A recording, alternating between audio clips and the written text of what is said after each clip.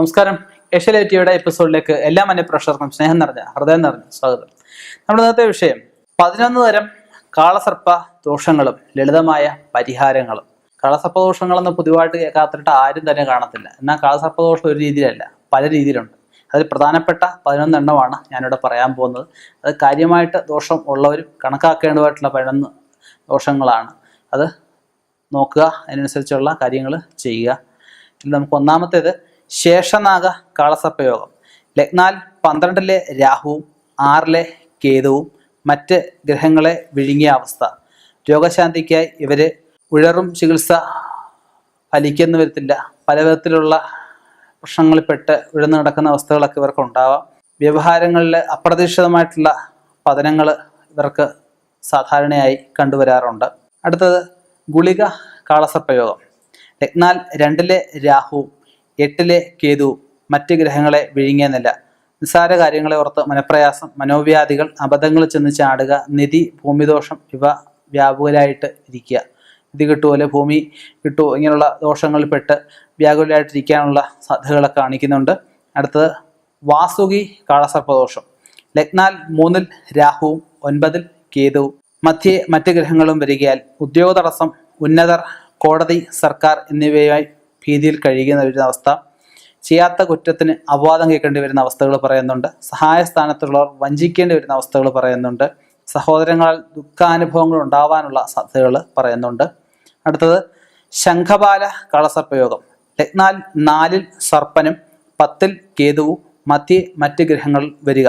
ഉന്നത സ്ഥാപനങ്ങൾ, വലിയ വ്യവഹാരം ഇവയിൽ എത്തുമെങ്കിലും അനാവശ്യമായ ടെൻഷൻ, തൊഴിൽ വിമുഖത, അപ്രതീക്ഷിതമായ നിസ്സാര അശ്രദ്ധയാൽ പരാജയങ്ങൾ ഒരുപാട് സംഭവിക്കാനുള്ള സാധ്യതകൾ പറയുന്നുണ്ട്. പത്മ കാളസർപ്പയോഗം. ലഗ്നാൽ 5-ൽ സർപ്പനും 11-ൽ കേതുവും മധ്യേ മറ്റ് ഗ്രഹങ്ങൾ വന്നു കഴിഞ്ഞാൽ സന്താനക്ലേശം, ചന്ദ്രന്റെ അനിഷ്ടത കൂടിയുണ്ടെങ്കിൽ ദുരാത്മാക്കളുടെ ഉപദ്രവവും സമനില തെറ്റിയുള്ള പെരുമാറ്റം ഉണ്ടാവാം. സഹിക്കാനാവാത്ത കോപവും ദുർവാശിയും എന്തിന് കഠിന പ്രവർത്തിയും ചെയ്യാനുള്ള പ്രേരണകൾ ഇവർക്ക് വന്നു എന്ന് വരാം. മഹാപത്മ കാളസർപ്പയോഗം. ലഗ്നാൽ 6-ൽ സർപ്പനും 12-ൽ കേതുവും മധ്യേ മറ്റ് ഗ്രഹങ്ങളും വന്നു കഴിഞ്ഞാൽ നിരന്തരമായിട്ട് രോഗപീഠ, ചികിത്സകൾ ഫലിക്കാതെ വരുന്ന അവസ്ഥകൾ, ശരീരവേദനകൾ, മുറിവുകൾ, ശസ്ത്രക്രിയ വിജയിക്കപ്പെടാതെ വരുന്ന അസുഖങ്ങൾ ഇവ ഫലമായിട്ട് പറയുന്നുണ്ട്. അടുത്തത് തക്ഷക കാളസർപ്പയോഗം. ലഗ്നത്തിൽ കേതുവും 7 സർപ്പനും മധ്യേ മറ്റ് ഗ്രഹങ്ങളും വന്നു കഴിഞ്ഞാൽ ദാമ്പത്യ ബന്ധത്തിൽ നല്ല രീതിയിൽ ഉലച്ചിലുകൾ ഉണ്ടാവാം. ലഹരി പദാർത്ഥങ്ങൾക്ക് അടിമയാവുന്ന അവസ്ഥകൾ വരാം. ഊഹക്കച്ചവടങ്ങൾ കമ്പം കൂടി ധനനഷ്ടം ധാരാളം വരുത്തിവെക്കാനുള്ള അവസ്ഥകൾ പറയുന്നുണ്ട്. അടുത്തത് കർക്കോടക കാളസർപ്പയോഗം. ലഗ്നാൽ 8-ൽ സർപ്പനും 2-ൽ കേതുവും അതിനിടയിൽ മറ്റ് ഗ്രഹങ്ങളും വരികയാൽ ഒരുപാട് ദോഷങ്ങൾ പറയുന്നുണ്ട് ഇവർക്ക്. സാമൂഹ്യ വിരുദ്ധ കൂട്ടുകെട്ടുകളുണ്ടാവാം. ചതി, വഞ്ചന, കളവ്, സംഘർഷം ഇവയിൽ ചെന്ന് പെടുക. പൈതൃക സ്വത്ത് നഷ്ടപ്പെടുന്ന അവസ്ഥ. മുൻകോപം കൊണ്ട് എല്ലാവരും ശത്രുക്കളാക്കുന്ന അവസ്ഥ. പൈതൃക സ്വത്തായി പിതൃതുല്യമായിട്ട് വഴക്കുകൾ ഉണ്ടാവുക. പൈതൃക സ്വത്ത് എന്ന് വെച്ചാൽ പിതൃക്കള് പാരമ്പര്യമായിട്ട് കിട്ടിയ സ്വത്തുക്കൾക്ക് വേണ്ടി വഴക്കുകൾ ഉണ്ടാവാം. പിതൃതുല്യമായിട്ടുള്ള വ്യക്തികളുമായിട്ട് വഴക്ക്, പിതൃക്കളെ അടിക്കാൻ അല്ലെങ്കിൽ അവരെ ഉപദ്രവിക്കാനുള്ള മാനസികാവസ്ഥ ഒക്കെ ഉണ്ടായി എന്ന് വരാം. കോടതി വ്യവഹാരവുമായിട്ട് ബന്ധപ്പെട്ട് വളരെ നാൾ അലയേണ്ട അവസ്ഥകളൊക്കെ വരാം. അടുത്തത് ശംഖചൂഡ കള്ളസർപ്പയോഗം. ലഗ്നാൽ 9-ൽ സർപ്പനും 3-ൽ കേതുവും മധ്യേ മറ്റ് ഗ്രഹങ്ങളും വന്നു കഴിഞ്ഞാൽ ഈ യോഗം പറയാവുന്നതാണ്. ധനപരമായിട്ട് ഒരുപാട് ക്രമക്കേടുകളിലൊക്കെ വന്നപ്പെടാനുള്ള സാധ്യതകൾ പറയുന്നുണ്ട്. ജോലി നഷ്ടം പറയുന്നുണ്ട്. കോടതിയായിട്ട് ബന്ധപ്പെട്ട് ഒരുപാട് കേസ് വഴക്കുകൾ ഉണ്ടാവാം. അപവാദം കേൾക്കാനുള്ള സാധ്യതകൾ, സർക്കാർ ശിക്ഷണ നടപടികൾ എന്തെങ്കിലുമൊക്കെ ഉണ്ടാവാനുള്ള സാധ്യതകൾ, ആനുകൂല്യങ്ങളൊക്കെ കൈത്തുമ്പത്ത് നഷ്ടപ്പെട്ടു പോകുന്ന അവസ്ഥകളൊക്കെ വരാം. അടുത്തത് ഘാതക കാളസർപ്പയോഗം. 10-ലെ രാഹു, 4-ലെ കേതുവും മധ്യേ മറ്റ് ഗ്രഹങ്ങളും വന്നു കഴിഞ്ഞാൽ കോടതി വ്യവഹാരങ്ങൾ, ശിക്ഷ അനുഭവിക്കുക, പീഡനങ്ങൾ, അനാശാസ്യ കർമ്മങ്ങൾ ആരോപിക്കപ്പെടുക, ഇതിലൊക്കെ ഉണ്ടാവാം. വിഷധാര കാളസർപ്പയോഗം. 11-ലെ രാഹുവും 5-ലെ കേതുവും ഇടയ്ക്കായിരിക്കും. മറ്റ് ഗ്രഹങ്ങൾ ജാതകന് കടുത്ത മാനസിക സംഘർഷം ഉണ്ടാക്കാം, നേരിടേണ്ടി വരും. വക്കീൽ, കോടതിയുമായിട്ട് ബന്ധപ്പെട്ട പ്രവർത്തനങ്ങൾ ഒരുപാട് ദിവസങ്ങൾ തള്ളി നീക്കേണ്ടി വന്നേക്കാം. ഒന്നിലും സ്ഥിരതയില്ലായ്മ വരാം. ചതിയെ, കളവ്, വഞ്ചന ഇവയൊക്കെ പ്രതീക്ഷിക്കേണ്ടതാണ്. സന്താന ദുഃഖം അനുഭവിക്കേണ്ടതായിട്ടൊക്കെ വരാം. ടെൻഷൻ ഒഴിയുകയില്ല. പൂർവിക ശാപം, പിതൃക്കളുടെ ശാപം ഇവരെ എന്നും വേട്ടയാടിക്കൊണ്ടേയിരിക്കും. ഇവർ പരിഹാരമായിട്ട് ചെയ്യുകയാണെങ്കിൽ കാളഹസ്തിയിൽ രുദ്രാഭിഷേകവും രാഹുപൂജയും ക്ഷേത്ര ദർശനം, യഥാശക്തി വഴിപാടുകൾ ഒക്കെ ചെയ്യാവുന്നതാണ്. അതുപോലെ രാഹുവിൻ്റെ കേതുവിൻ്റെ ഒക്കെ വസ്ത്രങ്ങൾ അവരുടെ നിറത്തിലുള്ള വസ്ത്രങ്ങളൊക്കെ വാങ്ങിച്ചിട്ട് ദാനം ചെയ്യാൻ പറ്റും. വേറെ പുതുവസ്ത്രങ്ങളൊക്കെ വരിച്ച് ദാനം കൊടുത്താലും മതിയാകും. കല്യാണ തടസ്സത്തിനും കർമ്മ തടസ്സത്തിനും ധനതടസ്സത്തിനും സന്താന തടസ്സത്തിനും ഒക്കെ ഉയരുന്നവർക്ക് ജാതകപ്രകാരം കളസർപ്പയോഗത്തിന് ഓരോ രീതിയിലുള്ള ഓരോ പരിഹാരങ്ങൾ പറയുന്നുണ്ട്. പൊതുവെ എല്ലാവരും കളസർപ്പയോഗത്തിന് കളഹസ്തി, ആന്ധ്രാപ്രദേശിലെ കളഹസ്തി പറയുമെങ്കിലും ഇത് കൂടാതെ തന്നെ വേറെ ഒരുപാട് ക്ഷേത്രങ്ങൾ പറയുന്നുണ്ട്. വിഷധാര കളസർപ്പയോഗമൊക്കെ ഉള്ളൊരു കൂടുതലായിട്ടും അനന്തങ്കാട് നാഗരാജസ്വാമി ക്ഷേത്രത്തിൽ പഞ്ചദ്രവ്യ സമർപ്പണവും നാഗർകോവിൽ ക്ഷേത്രത്തിൽ കുറ്റംമൊട്ട സർപ്പരൂപവും നവധാന്യവും ഒക്കെ സമർപ്പിക്കാവുന്നതാണ്. സാധാരണ സർപ്പദോഷങ്ങൾക്കുള്ള പരിഹാരമായിട്ട് പറയുകയാണെങ്കിൽ കുടുംബ സർപ്പദോഷമായിട്ട് പറയാറുണ്ട്, പൂർവിക സർപ്പക്കാവുകൾ നശിപ്പിച്ച അവസ്ഥകളൊക്കെ പറയാറുണ്ട്, സർപ്പശാപം പറയാറുണ്ട്. ഇവയ്ക്ക് പത്മനാഭസ്വാമി ക്ഷേത്രത്തിൽ അടുത്തുള്ള അനന്തങ്കാട് അമ്പലത്തിൽ വഴിപാടുകൾ പറയുന്നുണ്ട്. ശൈവനാഗമാണെങ്കിൽ മണാർശാല ക്ഷേത്രത്തിലും വൈഷ്ണവനാഗമാണെങ്കിൽ വെട്ടിക്കോട് ക്ഷേത്രത്തിലും വഴിപാടുകളൊക്കെ ചെയ്യാറുണ്ട്. കടുത്ത നാഗദോഷമുള്ളതിന് വിവാഹതടസ്സം ഉണ്ടാവാം, ത്വക്ക് രോഗങ്ങൾ, മാനസിക പ്രശ്നങ്ങൾ, ഇവയ്ക്ക് അഷ്ടാഭിഷേകം നല്ലൊരു വഴിപാടാണ്.